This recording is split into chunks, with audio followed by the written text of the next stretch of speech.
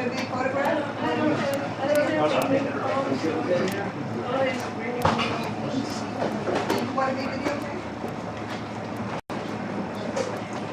After Yes,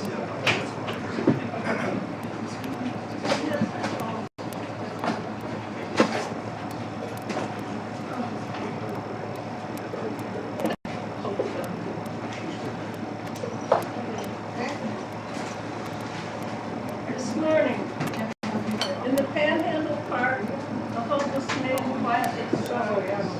While moving machines run fast circles all around, bench full of tenants from the halfway house, smoke, all eyes on the ground. Street people on hate form a grinning Greek chorus whenever vulnerability is present. I'm confused, forget to eat, sit down with my friends, pulling the prices in shoes for so much of the wasteland. And we talk about the difficulty of staying in their bodies. At the corner cold, a painter throws a live bird at me, raises his hand like a magician, and a small black bird is flung flying up and across the street, landing safely where I stand by the locked medical center. And I remember the heron I saw flying toward the park this morning, and thought I was meant to follow. So I do, and a strange man is. Now in the sun in my back, traffic circles beneath a green curtain of trains. As I write at a concrete table, a woman dancing with a sword does a backflip as they spray her. While the boom boxes pass across the ferry plays by.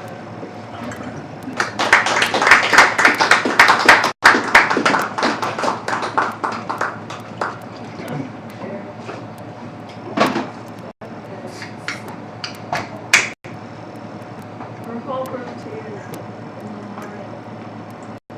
Here's a man who passed lifelines all over the world, connecting men in the darkest holes to words that could overturn despair.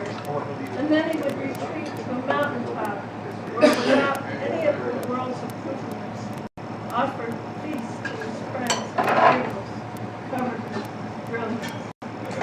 This was a world of privilege I once entered, and was offered a room where the table was carried out under the stars of the full moon, and the night crept down to join us in our candlelight. The laughter echoing down through that valley echoes still, his voice rich as the night itself.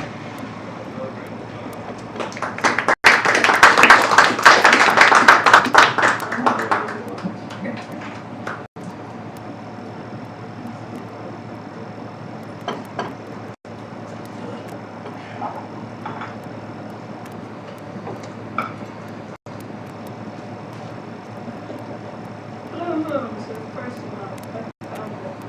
I read all this stuff. Anyway, blue moons are first love.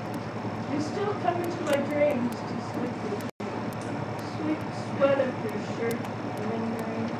There was so much singing along the roadside gullies and brush that spring carried me.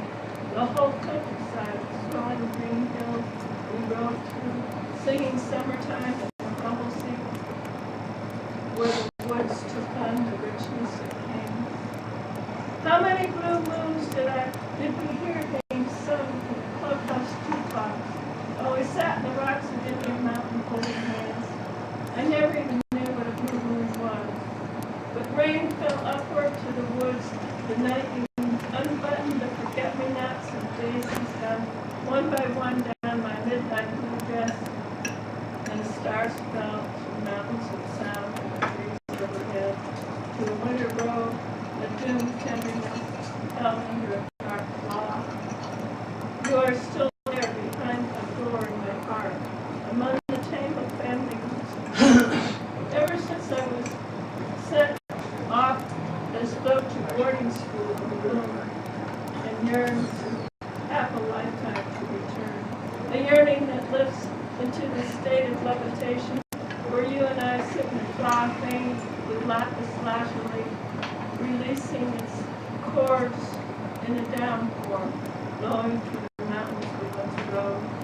So when you come into my dream this morning, I wake pensive, feeling your hands slip away, a cloud across the morning horizon.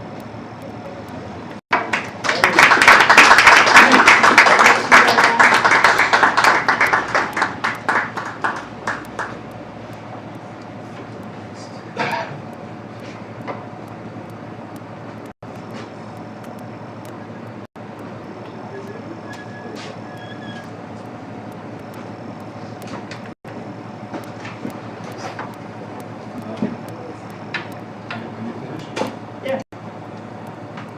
Still have time? Yes. Did you, are you through reading, Nina? Are you still reading? I don't know, I guess I still have time. Yeah, yeah. Yeah. Okay, yeah. Whatever I thought. Yeah. Yogananda. Yeah. When I found my niece and my marriage crying help, our well went dry. And we spent evenings on the Green River near Black Diamond, swimming and lying on large black rocks. I was reading a book on yoga. It was 1959. I began learning asanas, but my husband was suspicious of exercise that breathed depression away. Straight curved spine and gave me 3/4 inches extra height. He wanted me to be a policewoman. Brought home all the forms because something was out of control, waking me at night to loud dream apparatus, and took me beyond a lifelong fear of tests. I passed the police exam and went to work on a strange path along the edges of order and chaos, where I was pushed to grab some godforsaken body of green, or race with the vice squad through beat-up hotels, ravaging the drab rooms of lost prostitutes. I climbed broken tenement steps to witness abject neglect and everywhere abuse and chaos, until my insulated soul began to see.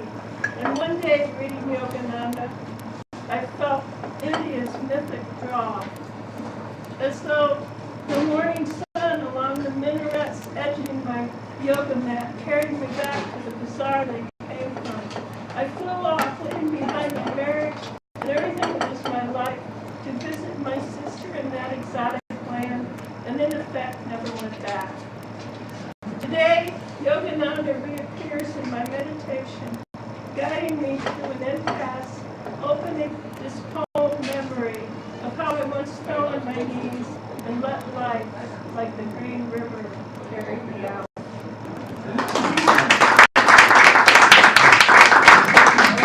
Good, thank you very much, Nina. Okay, and now for our selected poet, Michael.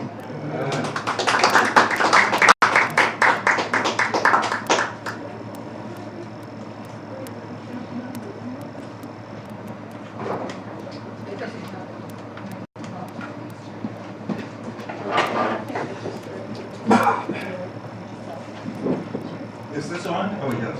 Thank you very much for inviting me again. It's always a pleasure to be here and to be in the shadow of my father's alma mater, St. Ignatius High School. So the first thing I'd like to do is, I'm recording myself because Rachel, who was here several months ago, I think was there for the performance of San Jose poem, and we were doing a collaboration. So she wanted to, we sketched it out. So these are some poems that I have as a set that she might be able to set. So she's going to do structured improvisation. It's not going to be straightforward singing, you know, setting, that sort of thing. It's a little more complicated. So anyhow, here's the set that she once said. Backstage, things were different. The fruit was fake and the dust settled on the case you made. Snow drifting, this thinking all the while. The motor stalled, the moon in abeyance, weed with a bad throat, coat on the chair, the house lights dim, the eye moves. He's, she's in love with him.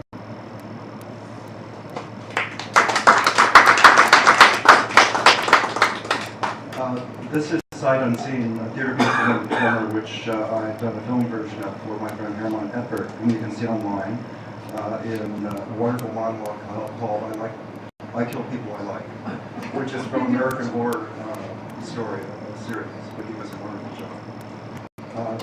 So Sophia Holman did the premiere of this in New York. So here's just the text. Sight Unseen. It's getting night. Notice the leaves and the shadows of leaves, and what hands are and what faces have to say. Night and time, this body next to you. I remember the rain went and silence came, and there was sound, the sound of black, and whiteness like a hand, and there were stars, such stars, and days, and nights, and days and rooms, days, such days of sun, the air in winter, and in summer too. What was it then? What is it now? There were windows, there are windows where light comes, goes, in spring, in fall, and winter, summer, all that fall, this winter. I remember this dark, and quick, this body quick, and leaves, do you know the leaves, and light, his face in darkness, white, light which falls. Do you know the leaves? Have you seen the sea, and wind? Do you remember the moon was in the window, and there were flowers, there was a table and a chair, and he never felt enough, or could it ever be enough for what he wanted, or what he thought he should be. Snow falls, I watch him, and he breathes. Hold him, and he sleeps. The house silent, and I weep. It's better now. It's getting better.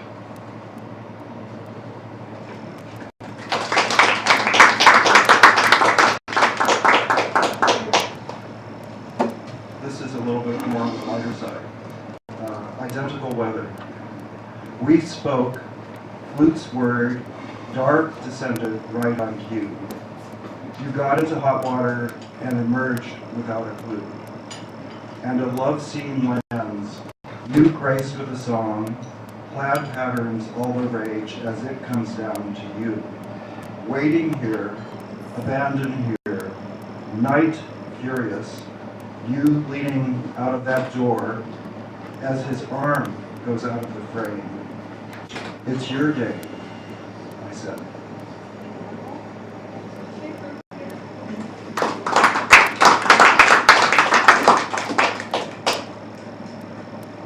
Room. What I wanted to say was not what I came up with.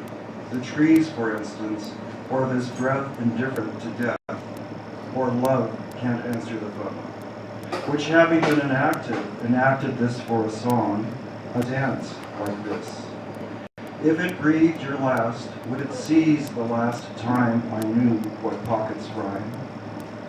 I never heard the thing as it was, and the little red house fits in the palm of your hand.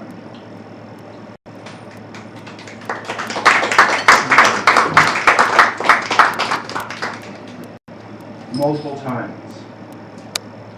The trees mean the harbor is thin, and you'll be up to your neck in woe. Did you see what I said? Did I feel what I saw? And the current under was all that time in place.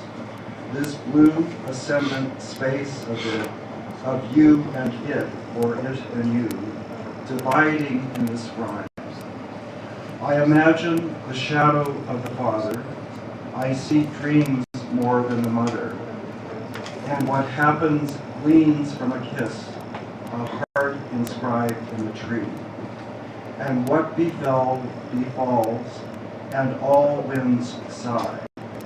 But have you ever seen this island? Have you ever seen the like of it, this sky?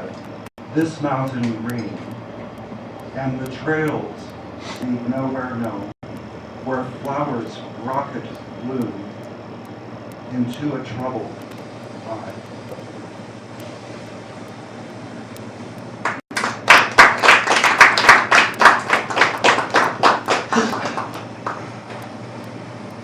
Forward motion.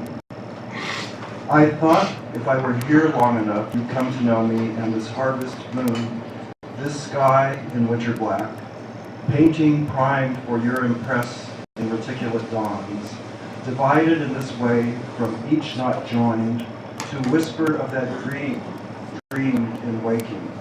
Days are there, and the face of that wall I caught on the run.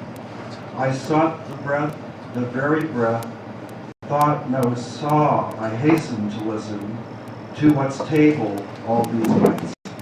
As day advances its case to the leaves, in the book you close, put down.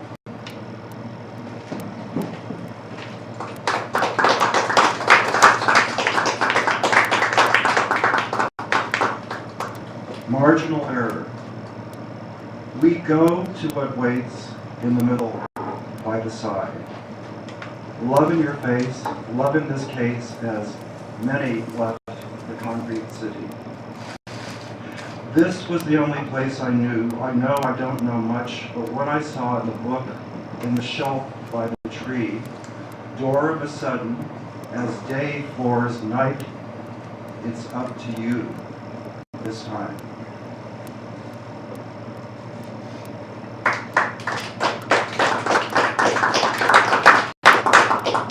Dead serious. This is for Mahmoud Darwish, a very Palestinian poet who died in 2008. And in fact, the FedEx friend of mine, also named Mahmoud, it's amusing, was I was running out of my building. He was delivering a carpet, which I signed for. And I had just seen Cleopatra, Elizabeth Taylor. She arrived in a carpet. I wondered if she might be in the carpet. Of course she wasn't. But that was fun. Yeah, exactly. So this is Dead Serious for Mahmoud Darwish, 1941 to 2008. And it has been translated into Arabic by a friend of mine in Palestine. You don't know when it will come or how it will be when it takes you by the hand and says, come see. As if from heights a depth is plumbed, as if from depth a night is sung. And on the table there's a rose. And in this rose, a bigger sight of you, a bigger space of you, a room I leave again to see. And time's shuddered all these nights, this day.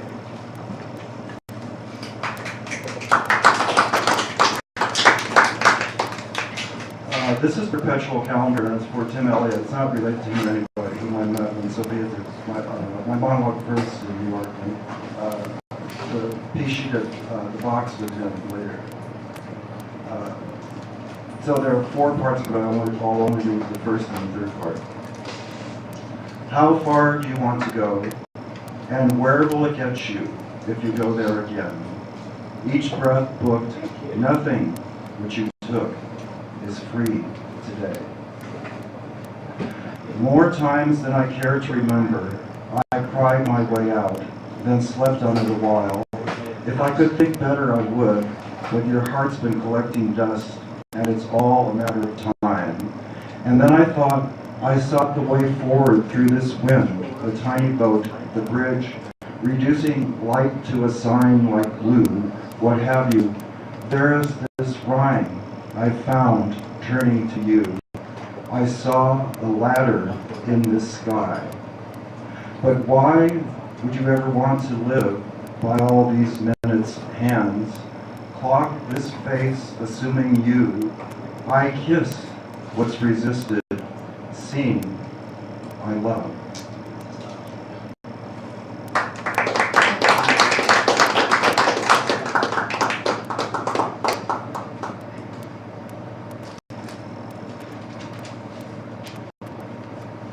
So the rest of my reading will be a little bit improvised.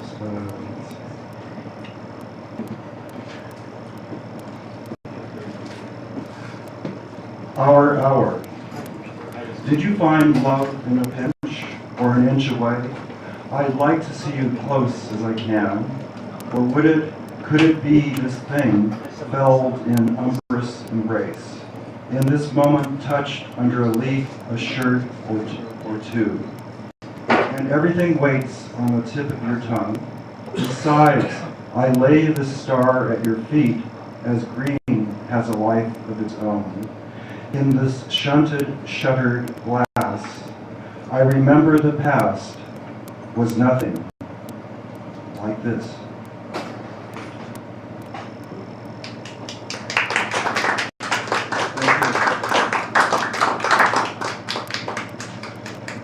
This is a very recent one I wrote the other day. It's rather complicated, but I hope it comes across. It's called Have. You're the only one who knows the answer to this question. Home is where the heart bleeds most. What does this mean in a desert of tears? The hearts around, along, and by. You test the theory under the stars, but the moon doesn't know what flowers know. The secret's wind in your ear, the sun's up your sleeve. And cards happen, why this red, black, diamonds, aces, why it came to be.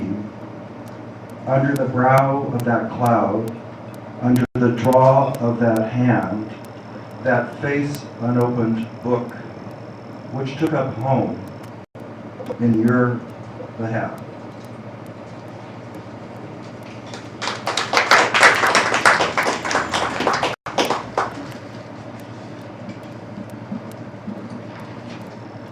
This is rather amusing. Love on the side. Today inserted itself like a fragment and you dropped under the floor like a rock. You retrieve silence, you see dreams in the hold, and your life comes at a price. This kiss, this wall, your words rain down, your hands stop at nothing, the air, the candles, flames, and the mirror's white, and the moon's white button, and the house enclosed the vine, and time's on a run, time's the sum, what we wanted, the sum, what we wanted, sky, roof over us, tumbled, scuff, the carpet white, where green breathes outside, notes rounded, voice sounded on the stair.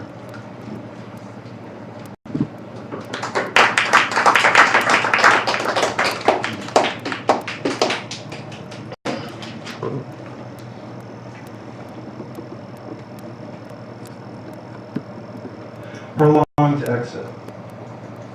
The bird sings wayward times in store. You don't miss a beat seeing me. One and then another note adds all these steps, this weather. What a hell of a time. Beginning now as I were. Don't trouble yourself. Mean to me as sound. When I took that step and you were far, abandoned and sleep like a sign, a sigh, waiting for news. Lush lilies white and orange ones upright in a vase too perfect for tears. And whatever fears is justice undone, devised, revised in a flash. And the beat unseats this recovered, reverberant time. The tower up, ever this forest, forever unseen. This poppy, anemone, blood red, this wall.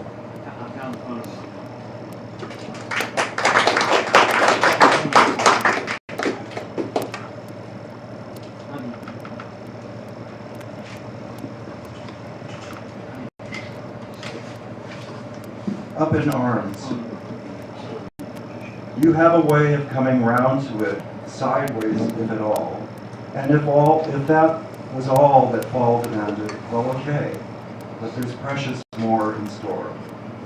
He got a poem, you're waiting for one. You agree to be filmed, move with the times. But who has time on their hands? You say you do, but in the dark things go where they go. Light under leaves, the leaves in light. A day with nothing planned, and whatever lands on my plate's okay. Trees, wind, brisk in your ears. This hum as you step down, stage struck, its curtains. I wanted to think, I waited to think, but what became of the day that night? He fell so far for him, he didn't see him as him. Struck dumb with love, dumbstruck with love. Death, a sea of pewter. Wind as you sat down, the house front's dark. Moon and orange halved, the same old ropes and pulleys. We haven't clouds like this.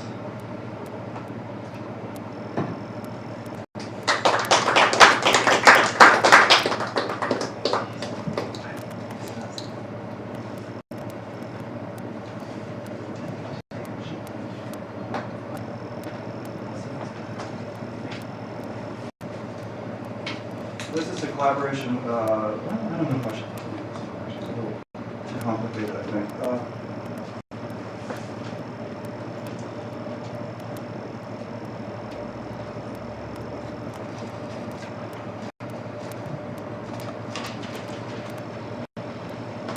This is also a very recent one, a few days ago.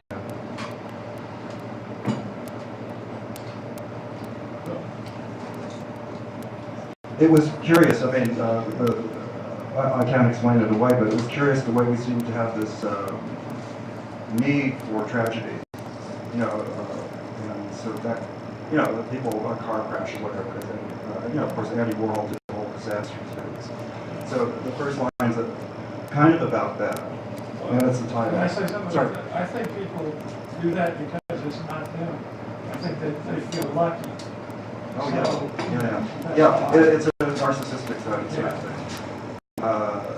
And everybody's curious about everybody else, of course. Yeah, that's a very good point, yeah. But it's not really related to the whole poem, but anyhow, that's how it came about. You can't get enough blood today. And in your gun sight, nothing moves, not a whimper, not a song, as if defeat were won with no good end. But what's become of the ladder that night, that afternoon you climbed through the window, arrived in arms that kiss, resumed in a mist of tears. Another story gets added, another falls by the way.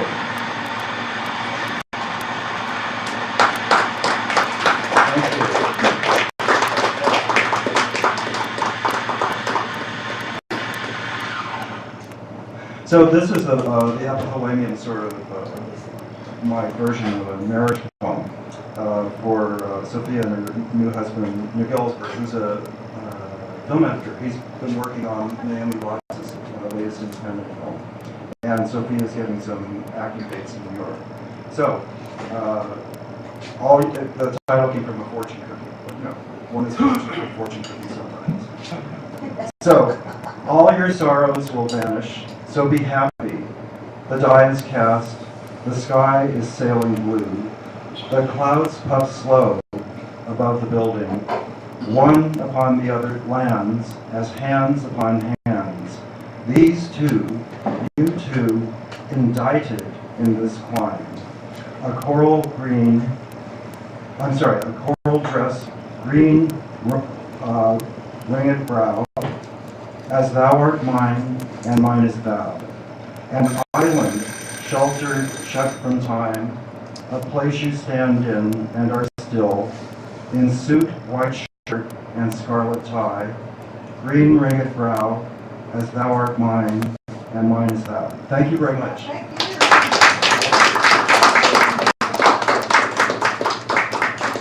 And our next poet will be Jerry.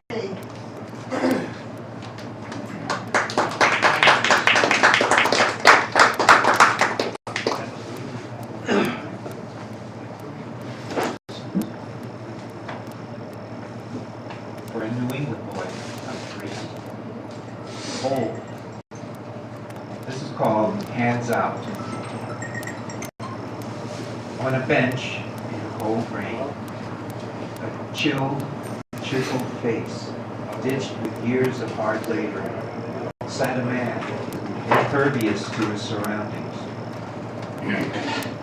Inside the Safeway, just a few feet away, lay groceries beyond his reach. I offered him a few dollars, a blunt hand the size of a shovel, just as dirty and weathered, with stubby fingers and broken nails, took the crumpled bills without saying a word. They were the same hands I had seen in Michelangelo's sketch, hands that would become marble. His eyes peered out from a battered baseball cap and twinkled, "Thank you." He was still in there. Or was it with amusement that he looked at me? I looked at my thin, delicate hands with long fingers and manicured nails, signs of a white collar. A lifetime of crying onto papers with the pen of a poet. As he watched me, I put my hands in my pockets.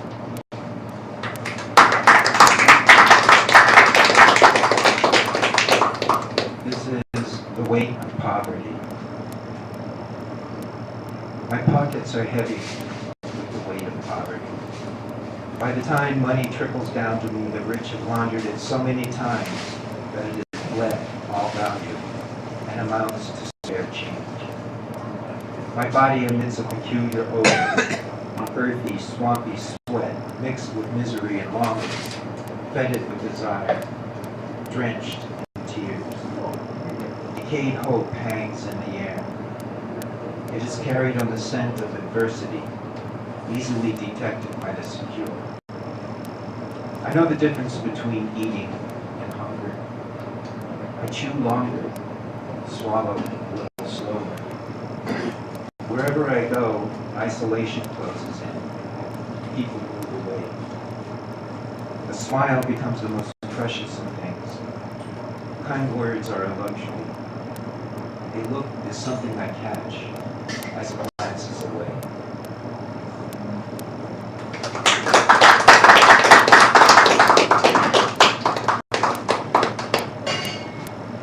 Tomorrow is not only Bastille Day, but it's the 101st birthday of Louis W. Oh, that's right. He's only 55. This is called The Ballad of Ramblin' Jack Dellavery. Some people don't know how Ramblin' Jack got his name, so I'd like to tell you this little story. Yeah, he did a lot of traveling around, been to many a town. Sometimes to meet an old friend, sometimes to meet a new one. Hell, he's got friends all around. But that's not how Jack got his name. He was on the road long before Kerouac ever left Lowell, traveling around with Woody and Cisco. Maybe he even met Harry Partch, Petaluma, or Barstow. While riding the clack of the track as the coal train whistled the blues, he just had to be free, traveling around the country, singing to miners and migrants, just couldn't settle down. Jack had a wife in California, and one in Tennessee, and one in Texas, and one, well, you could pick it. But he loved them all. That's just how big his heart was. But that's not how Jack got his name. No, Jack just liked telling the tale, just for the telling of the tale. About riding the rail, and just like a rail track, the tail went there and back. There was never a tale too long or a tale too short to tell. About being on the trail, singing to his horse's tail. But he would never fail to enchant and hypnotize, staring the bull right in the eyes. Made many a good woman cry, because he always said goodbye. On to the next town for another story. Yeah, that's when Jack was in his glory. Jack was never a star, though I do see him in the sky. A twinkle in his eye, playing guitar, rambling a tale, some with lies, but all of them wiles. That's just the way life ought to be. Did you ever stand and shiver just because?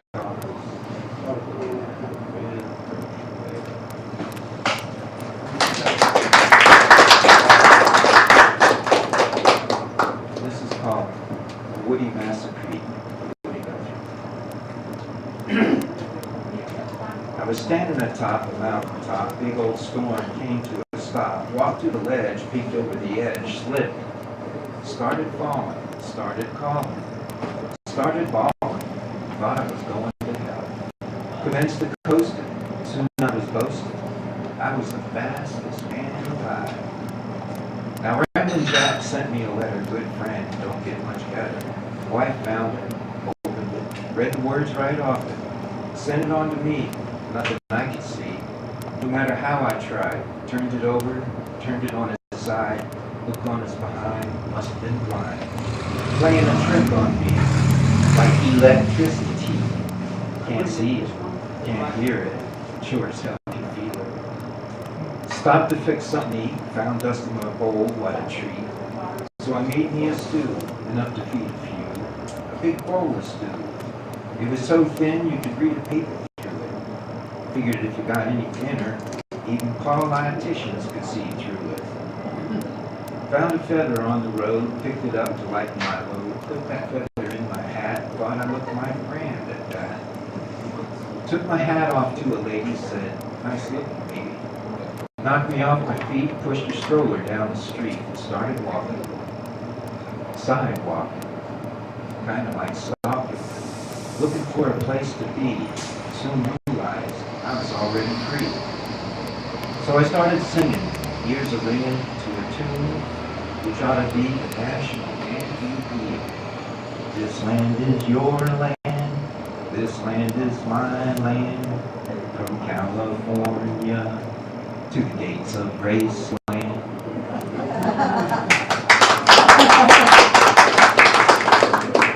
Finally,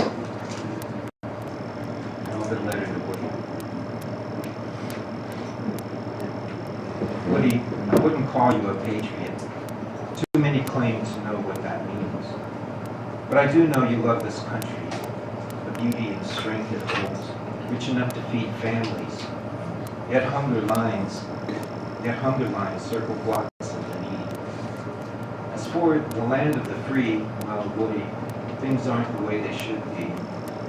Your fascist killing machine fights its battle, but the bastards keep coming. Sanctioned by corporate greed, we continue to pay for what they need. The dignity of man remains under attack. Personal freedom is subject to hijack by terrorism of government decree. The indignity of man is never to be free.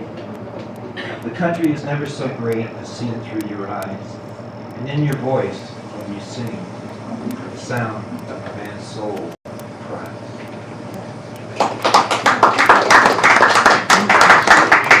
Really got through the voice. I mean, the way that he spoke, perfect. The next quote is ready.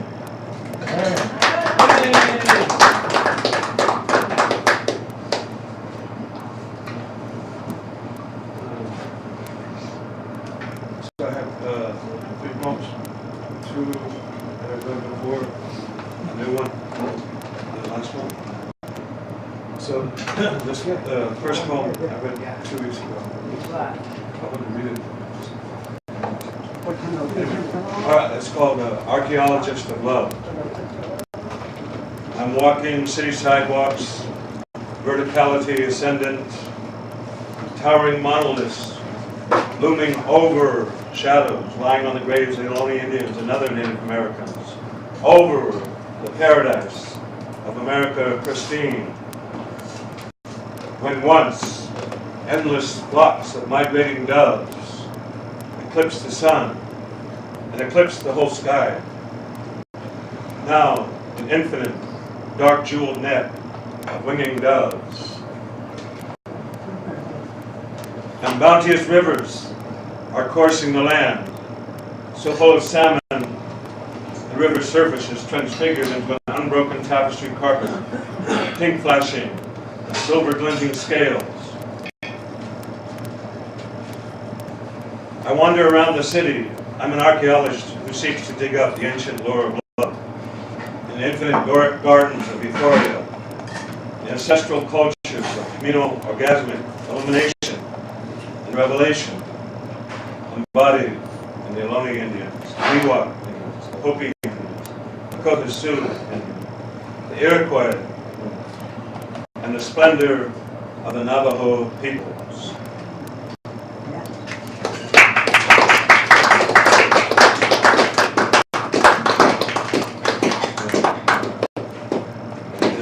Okay, so this is entitled "We're All Slaves of the Corporations."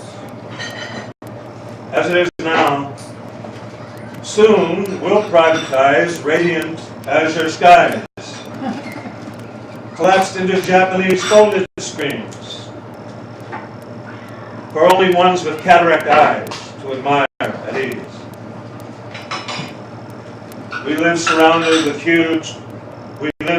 by huge, high corporate gravestones, triumphant over weeds, worms, ants, murdering earth upon which they rest, skyscrapers, giant lances thrust into the earth, conquistadors, glorious flags, phallic verticals tumescent with the patriarch's pomp, infinite perpendicularity, and hollow men laugh in pre-recorded histories of the future, a tale told by idiots to propagate the wars of corporate royalty now ruling the earth. The glass eyes that see murderous scenes as a sitcom TV joke. Embezzlers, scam artists dress up as Norman Rockwell characters.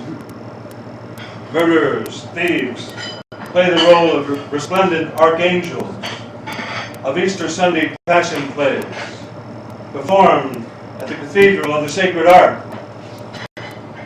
But from imaginary Eucharistic crystal goblets, they drink real blood. Yes, we who are all slaves live in a huge glass forest, at the edge of a neon wilderness, at the edge of human consciousness, at the shore of the millennium, the apocalyptic moment. In abrupt conclusion, I ask one thing of us. Haven't we heard of Spartacus?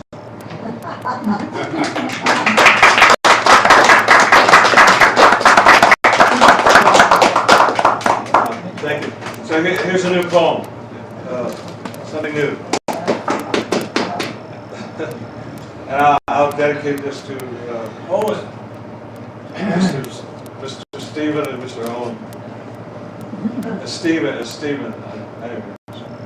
Okay, so here's what all the commotion that's going on in the attic of my brain or whatever's in that area of my head. Anyway, this is my thoughts and feelings about all this stuff that's all that's coming down.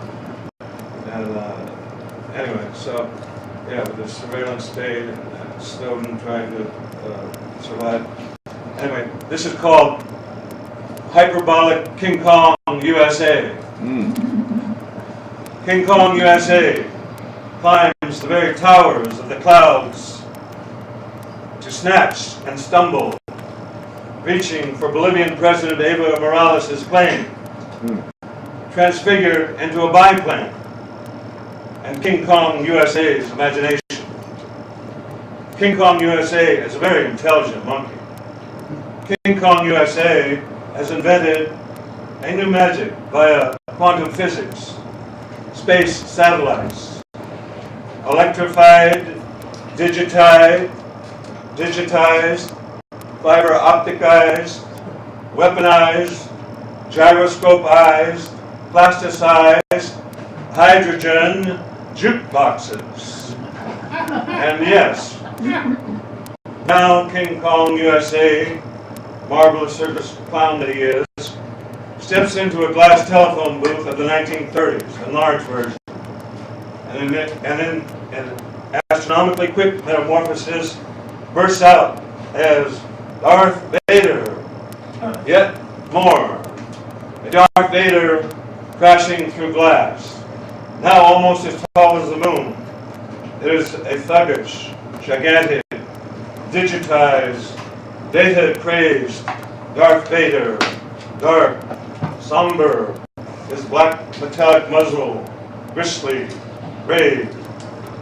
ghoulishly enshrouding the near moon-tall gargantua are immense, elongated, shining black shadows. A strange, hideous gleaming through darkness are laser-like and flashing Heisenberg electrons. Now dark tentacles of fiber optics against shimmering electrons. Enormous Medusa heads of black cables display lateral lasers. Now gargantuan, Darth, USA, King Kong, Einstein ingeniously plugs his 500,000 megaquantum tentacles into half the countries of the world. And the first two planets orbiting the Sun, Mercury and Venus. USA, blinking, glinting, digitized behemoth of the universe, bigger than a Macy's parade balloon of an landers of the universe, hovering above the universal crowds, listening, spying on everyone. Now, humongous idiot savants, dark, digital, Darth Vader invader of half of planet Earth, the cosmic parade master, you stand revealed. The clown of the world. The first crowned clown of the world.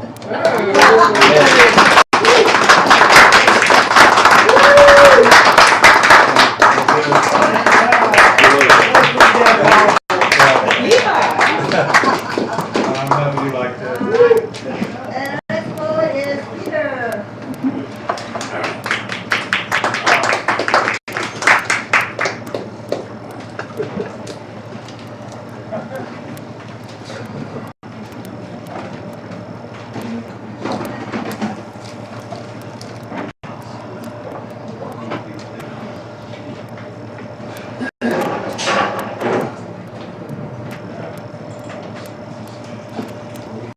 Boy, what a hard act to follow. I love your stuff, Ray. You're the greatest surrealist poets.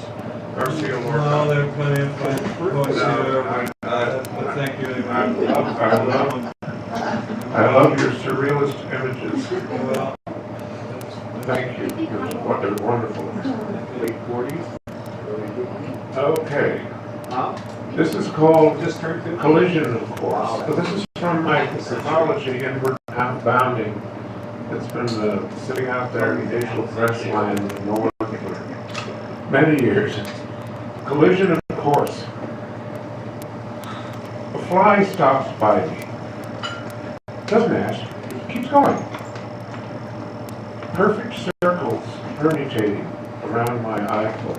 Stop! My motion to a buzz. We encounter without incident, or our orbits planned. We go by my hit, without collision or interest. Soon the stars will wander.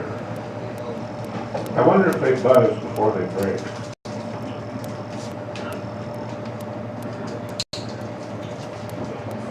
Okay. Thank you.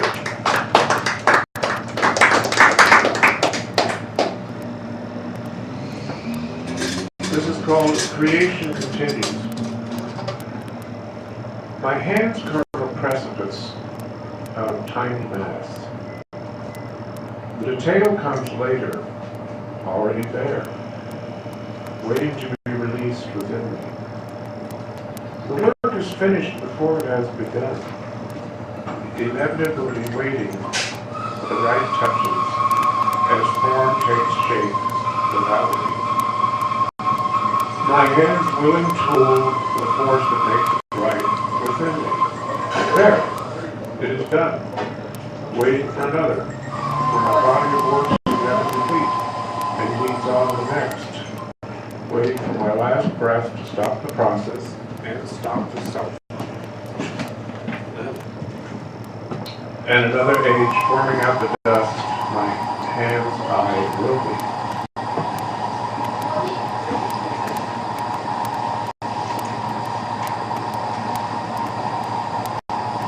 This is called Crisis in Mid-America. 90% of our brains go unused as Andy Kaufman's roadshow comes to town. Jewish intellectual genius angst meets Mid-America, all in the form of popular entertainment. Well, he is a big star from Hollywood. Maybe he's got something to say. Robin Williams thought he went too far, though. So I guess he's normal too in the point of that. Should it take madness to wake up the masses, or is it possible? You define your limits. I'll go with Andy, into the wayside. The carnival has just begun.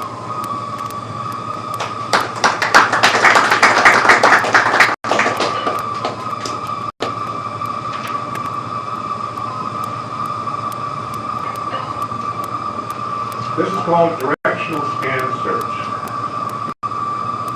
Take me to your Western leader, because the East would save us. But their philosophy doesn't cut the masses and star the Near East, too. South is full of swarthy doubt that can germ our lily white soul.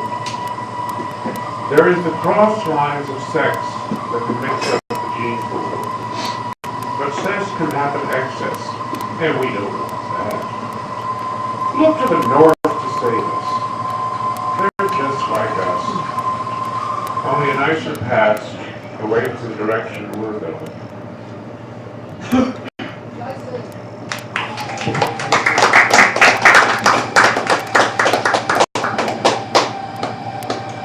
This is called Don't Cry for Me, Indonesia. The blood is spilled already too young, as toy soldiers act out child rage against a faltering leader because he unleashed one step too kind, and his followers tried to soothe the rage of unborn humanity that always changes with the faces too fresh, too angry, and too unformed forming. How can we judge the madness of youth for where it will take us?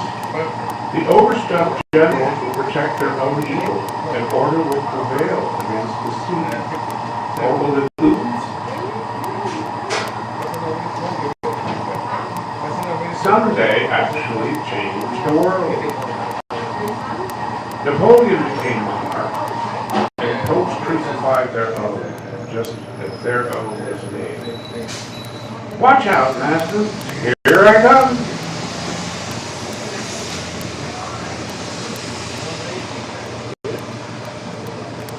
This is called Don't Cut a Rug. I call for the dust that always lands. The myriad plans to send daily, only stirred on the moon by man's vain attempts once. The little specks keep me employed regularly, always coming from my boss to not see me riding in this town. Loafing. Are our orbits descending as stars fix inside our planet wall? Planning a universe with a neglected throw rug? I will shape my existence on you for one day reprieve past to learn where my mass came from, let alone what makes me land here.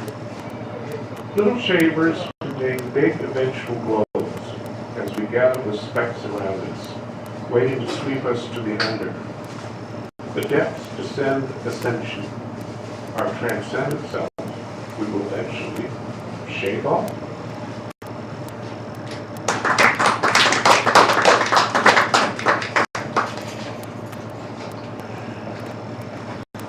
This is called Early Morning Poem. The paper's ready. It's time to start. I've got something to tell, say. It will come out. My style will prevail. You need credentials? I believe my credo.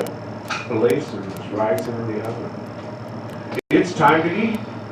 Cat will cradle in the rockabye and then throw out the moon over. Does this have to make sense to you? What will you pay me?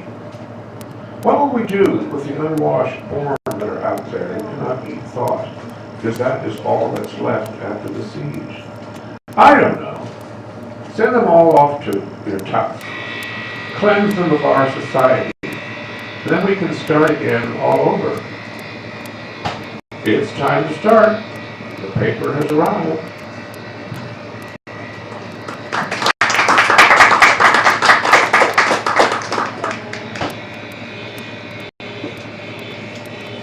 This is called the ventral media. I think I'll come to LA. Become another media event. Others have gotten away with it. Eye-popping sex and money for no reason. What's keeping me here where no one knows me? I'm ready to make my debut. I'm 5'3", slightly balding and fat. The world will remember me. I just have to go down there and do it. Let's see, though. I have to afford a tailor, agent, and image maker, publicist, accountants, and field worker. I'll just start on my smile. What will it take to adjust my angle sparkle to the right lens of my good side? Oh, well, I think I'll just stay home and be comfortable on the inside. The outside will have to follow. Later, dude.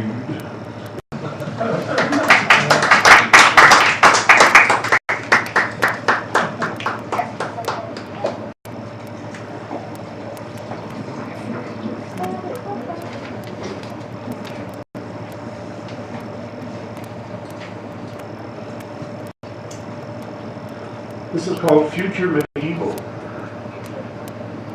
We have cried out to stop the industries.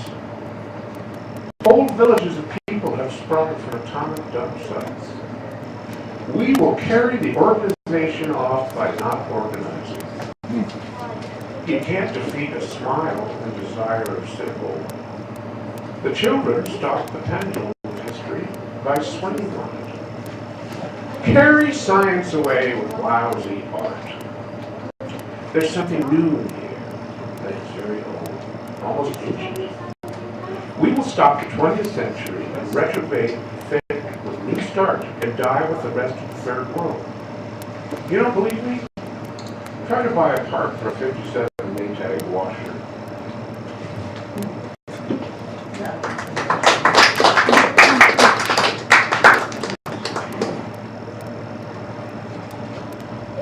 Okay, this one's called Future Watch. It's death. That's the thing we all live for. The early Christians were right. They're all dead. It's the power of termination that we love to scare for that can be used to keep us in line. Dying can be beautiful, as it has for the last 2,000 years. Before that, it was just killed for orgasm because it feels good. And there's nothing else beyond. What will happen when we transcend death? For the next 2,000 years, it ought to be fun.